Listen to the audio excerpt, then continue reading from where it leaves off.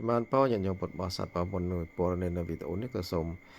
thực chất chui chạy subscribe nâng comment chạy mấy bắt tao phong chúng mình bảo này chia sẻ cảm phiền mũi đây bong ôn chia bọt dưới sự ruột nào sọc ông snow khát cái trẻ bò thằng hè sập trôi từក្នុងព្រៃស្មោះសានគេថាព្រៃខ្មោចដើម្បីយកទៅបញ្ចុះភាសាខ្មែរយើងគេហៅថាកប់ចំណេះពោហើយក៏ក្នុងនោះក៏មានការចូលរួមពីប្រជាពលរដ្ឋក្នុងភូមិយ៉ាងច្រើនក៏ផងដែរហើយដោយ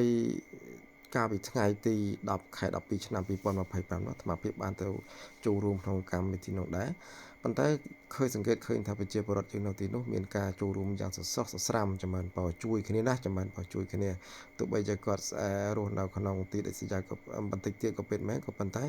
ការចូលរួមសហការគ្នាសាមគ្គីគ្នាបានល្អពេលដែលមានបងប្អូនណាមានតរៈមានអាសន្នអីគឺតែតែជួយគ្នាដូចជាការបួសដូចកម្មវិធីបនសពអីជាដើមចំណេះពោហើយមានបងប្អូនជាច្រើនចូលរួមផងដែរហើយក្រោយពីហែចូលដល់ក្នុងព្រៃស្មោះសានហើយក៏បានទៅដល់កន្លែងដែលត្រូវទម្លាក់ចោះចំណេះបើទម្លាក់នេះគឺទម្លាក់ក្នុងរណ្ដៅចំណេះប៉ុន្តែមុននឹងទម្លាក់ហ្នឹងក៏យើងក៏លេចឃើញមានបងប្អូនយើង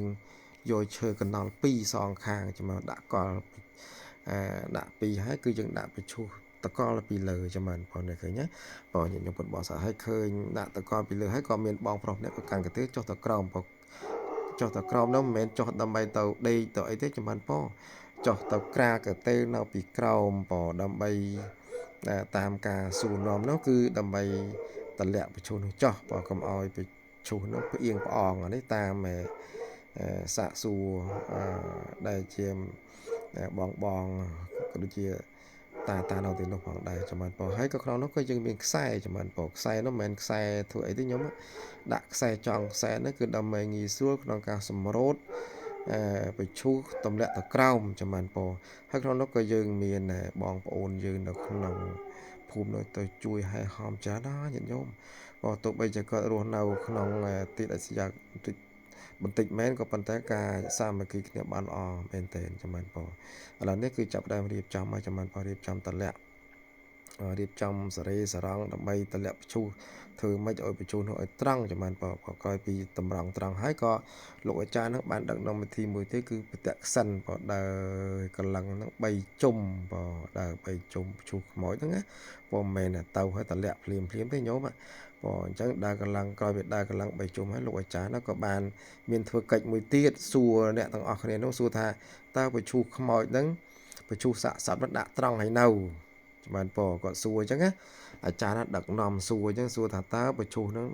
ហើយត្រង់ហើយនៅដូចនេះពេលនោះអីក៏បងប្អូនយើងនៅទីនោះឆ្លើយព្រមគ្នាថាត្រង់ហើយស្មើហើយអញ្ចឹងណាចាំបានបើដូចខ្ញុំប្រសាបានឃើញនេះបើក្រោយពីក៏សួរហើយឆ្លើយថាត្រង់ហើយអញ្ចឹងទៅក៏មានបងប្អូនយើងចាប់ដើមរៀបចំរៀបចំសរេសរងដើម្បីបំរុងនឹងតម្លាក់មឈូសទៅក្រោមចាំបានឥឡូវនេះឃើញចងខ្សែតម្លាក់ខ្សែចងខ្សែបដាហើយខ្សែហ្នឹងគឺខ្សែគោខ្សែយើងនេះញោមចាំបានខ្សែដែលយើងធ្លាប់ចងគោចងអីហ្នឹងឯងចាំបានហើយឃើញថានៅទីនោះមានបងប្អូនយើងជួយគ្នាច្រើនណាស់ចាំបានហើយមកយប់ទល់ភ្លឺកំដរសពចាំបានការដែលកំដរសពនេះញាតិញោមយើងនៅភូមិស្រុកផ្សេងគឺយើងកំដរត្រឹមតែមួយថ្ងៃពីរថ្ងៃដល់ពេលបូជាឬក៏យកទៅបញ្ចុះហើយគឺអត់មានអ្នកណាមកកំដរតែតាមពិតតែពិតដោយឡែកសម្រាប់នៅស្រុកស្រួលនេះខេត្តកញ្ចេះនេះញាតិញោមតល7ថ្ងៃនៅកំដរទល់ភ្លឺតល7ថ្ងៃចប់សពគ្រប់ហើយបានអត់មានបានភ្ញៀវទាំងអស់នោះបែកផ្លូវគ្នាបើថាមិនទាន់ដល់7ថ្ងៃទេគឺបងប្អូនយើងទៅកំដររាល់ថ្ងៃឥឡូវនេះឃើញថាចាប់ដើមតម្លាក់បញ្ឈូសចូលទៅក្រោមចុះទៅក្រោមមកចំបានចំបានមិនមែនចេះតែដាក់ទេញាតិញោមដាក់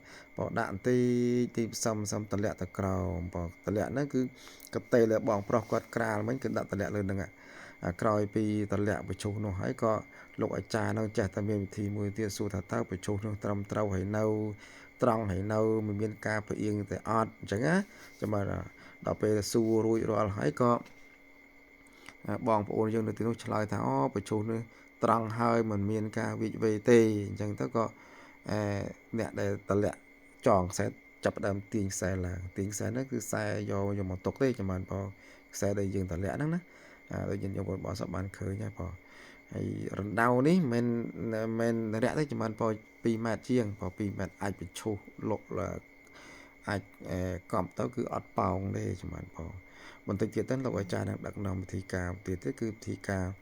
កាយដីចាំបានបងទំនៀមទម្លាប់នៅទីនោះគឺគេឲ្យអាចារ្យហ្នឹងកាយដីមុនកាយដីនោះមិនកាយដីអីចាំបានបងកាយដីកប់ចាំបានបងកាយនេះដូចយើងពុទ្ធបរិស័ទបានឃើញហើយគឺកាយកប់មុនបើក្រោយពីអាចារ្យដឹកនាំគាត់នាំកាយកប់ពី3ចប់ដូចយើងពុទ្ធបរិស័ទបានឃើញហើយក៏គាត់ប្រកាសហ្នឹងឲ្យបងប្អូនពិសេសគឺកូនបងកូននៃសពហ្នឹងកប់កាយដីតម្លាក់មុនបងកាយដីតម្លាក់មុនអញ្ចឹងក្រោយពីកាយដីតម្លាក់មុនហើយបានមានបងប្អូនញាតិញោមយើងជួយកាយអីចឹងទៅណាចាំបានបើឃើញដូចចាក៏ធ្វើកិច្ចរបស់គាត់កាយមកចប់ហ្នឹងហើយឃើញបកកាយមកចប់អញ្ចឹងញាតិញោមបកកាយមកចប់អញ្ចឹងតិចទៀតហ្នឹងគឺគាត់នឹងឲ្យចប់ទៅអ្នកផ្សេងចាំបានបើឲ្យចប់អ្នកផ្សេងទៅបើឲ្យចប់តាអូនហ្នឹងគឺកូនរបស់គាត់កូនសាក់សពហ្នឹងណាបើកូនអ្នកដែលស្លាប់ហ្នឹងក៏ហើយវាក៏កាយបើកាយមកចប់មកកាយដីហ្នឹងបើកាយដីហ្នឹងតែតបពុយកាយហើយក៏មានលោកម្ចាស់មួយអង្គដែលជាកូនរបស់សាក់សពនឹងចាំបានបើលោកមុនមកហើយគឺលោកកាយដែរបើកាយនេះគឺជាកិច្ចបងប្អូនយើងនៅទីនោះចាំបានបើហើយលោកកាយកប់ចាំបានបើ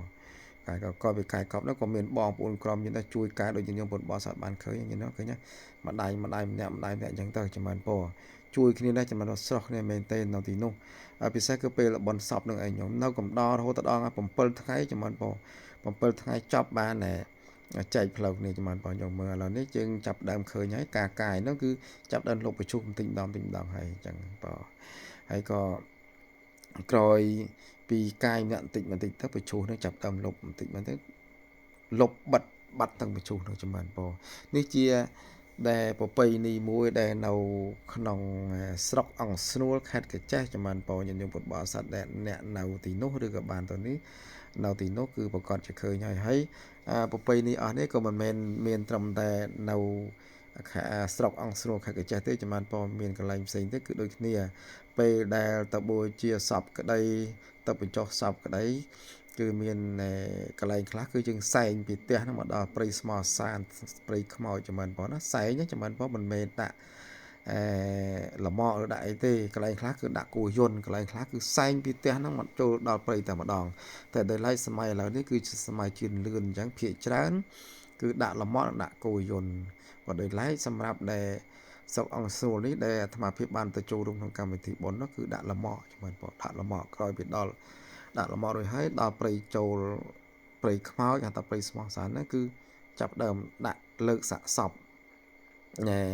ចេញពីលំអហ្នឹងគឺសែងនឹងដៃបើចូលមកកន្លែងកប់ឬតែកន្លែងបញ្ចុះនឹងឯងចាំបានបើឥឡូវនេះយើងយកពុទ្ធបរិស័ទបានឃើញហើយទស្សនវិជ្ជាអស់នេះគឺបញ្ឈូសចាប់ដើមលុបបានតិចហើយក៏មានមនុស្សជាច្រើនខ្ញុំចូលរួមញាតិញោមពុទ្ធបរិស័ទបានឃើញណាឃើញជាច្រើនអង្គុយមើលឈោមើលដែលមកជួយហែហោមករំលែកទុកចាំបានបើជួយគ្នាដែរចាំបានបើជួយគ្នាតែមែនទេ